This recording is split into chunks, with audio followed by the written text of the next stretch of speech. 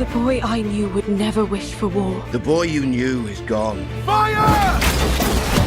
There's so many of them. Gaia, Hèra is a strong and dynamic character, and like she's the main through line of this film. How did you approach capturing her voice and her spirit? I mean, I was given the most wonderful script to work with. You know, Artie and Phoebe and Philippa and all the writers really created a diamond out of very little, you know, in the writing. And that's a dream for any actor, to be given a script and know who the character is so immediately. It took a while to work out where she sat in my register, where she sat in my body, how I wanted her to sound. I captured, or I hope I captured, you know, this sort of tearaway free child, her vulnerability turning into her strength towards the end of the film. And it was a real joy for me to do. And I think as I matured as a person, because this was over 3 years, I came at it from a very different perspective every time we did it, because I started when I was 22 and I'm 25 today. So it's been 3 years of doing this, and every time that I've come to it, I feel like as I've grown, I've been able to give more to the character than maybe I did the year before. So that was really wonderful. It's very interesting. Also, happy birthday. You really wanted to get that in there. I'm making sure everyone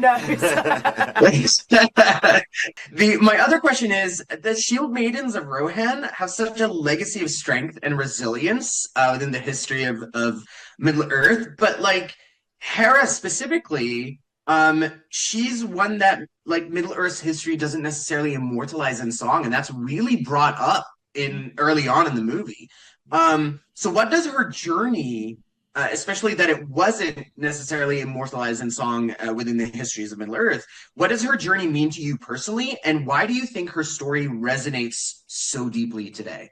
It resonates deeply, I think, I'll start with the fans, because I think it's a wonderful origin story to Helm. You know, Helm is also quite a sort of two-dimensional character when you read him, and I think this humanizes him and really makes him sort of more whole when you see the dynamic that he has with Hèra.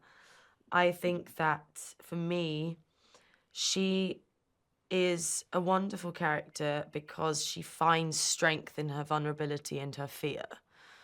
And I think that is something that needs to be put out more into the world for young girls to know, that you can be strong and also fearful, and you can be powerful and also vulnerable.